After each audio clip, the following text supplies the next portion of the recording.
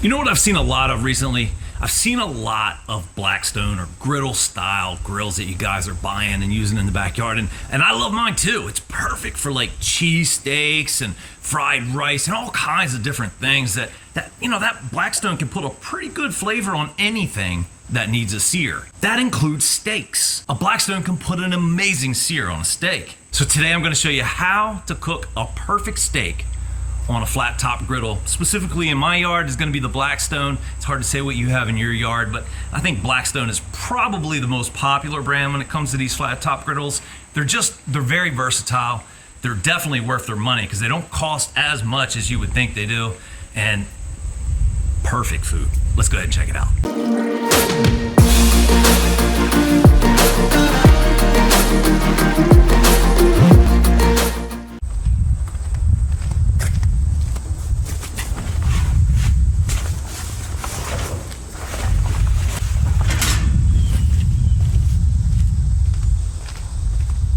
The first step to a good steak is buying a good steak.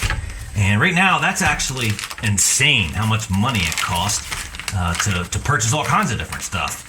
The butcher shop told me, the prices are fluctuating drastically every day.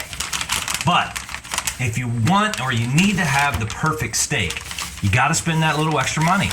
It's maybe not the everyday steak, but sometimes you just have to have the perfect steak. And like I said, it starts with buying a perfect steak. This is a prime grade. How heavy was this thing? I don't even see. 1 pound, almost 1 pound ribeye. Beautiful. Okay, so the next step is drying the steak off. You want the outside of the steak to be nice and dry.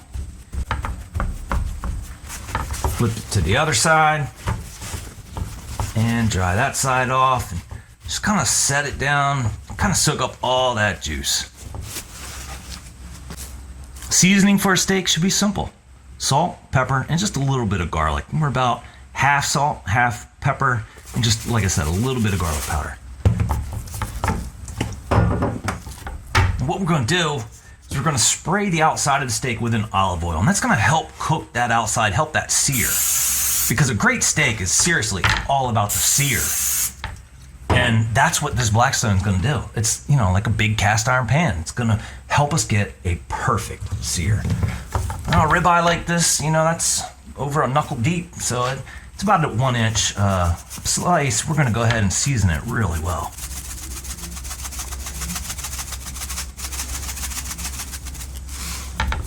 Give that a little pat. Flip her and do the other side. Nice and even. Next step is just letting it sit here right out on the counter. Just try to keep the flies off of it. When a fly is going after your food, but you want it to come up to room temperature. The reason we want it to come up to room temperature is so that it cooks evenly. We don't want to have, a cold spot in the middle here, and then this cooks to, well done. To cook it that perfect uniform temperature that you want your steak at, got to make sure it's up to room temperature before you start the cooking process. The great thing about the Blackstone is you can do multiple zones on it. So you can have the left side cool and the right side hot. You can do almost anything you want. On this one, it's got 4 different burners, so technically it has 4 different zones. And what we're going to do is we're going to use one half as a hot zone and the other half as a cool zone. And so just going to barely turn this knob and this knob on, whereas I want these on high.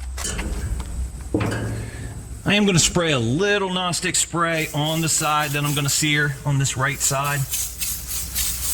Don't need any on the left side because I'm not actually going to put the steak on the cast iron.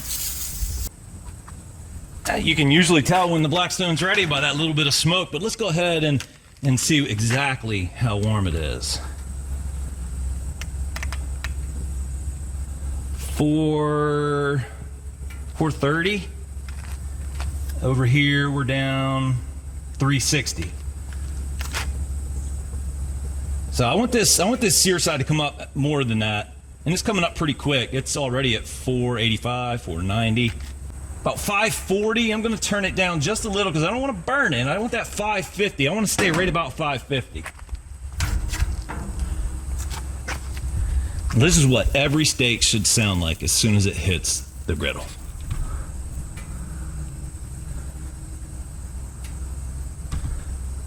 Ready? Oh yeah.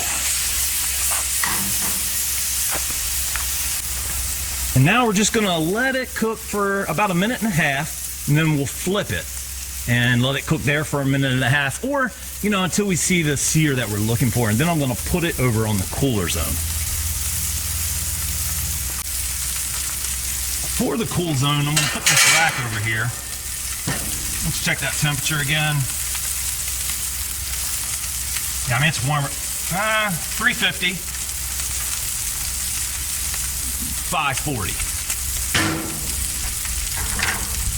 1.5 minutes, we're gonna go ahead and check it. Yeah, I think I'm happy with that. Flip. I might have flipped it a little early. Nah, I think it looks good. Gordon Ramsay says no color, no flavor. We're looking for that color so we have flavor.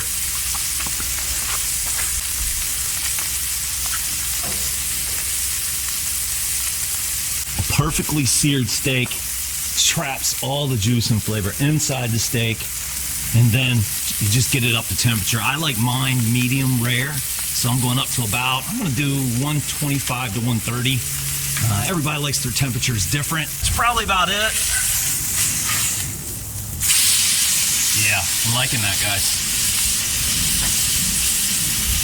Yep, I think I'm going to go ahead and put it on the wire rack. Now we're on indirect. We're on indirect at about 350 degrees. So we're just gonna go ahead and let that finish. Like I said, I'm gonna bring it up to about 125 to 130, right in that window. And then we're gonna take it off and let it rest for about 20 minutes.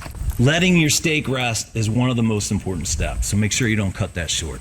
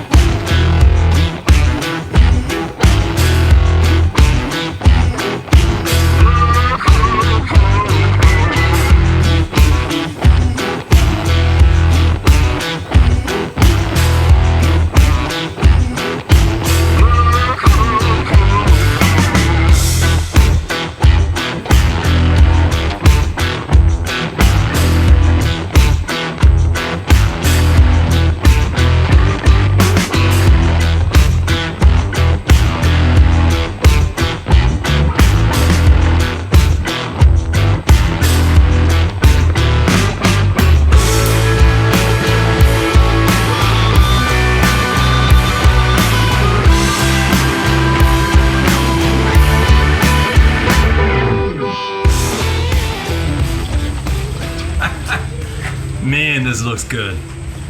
Wow. It's so juicy and tender.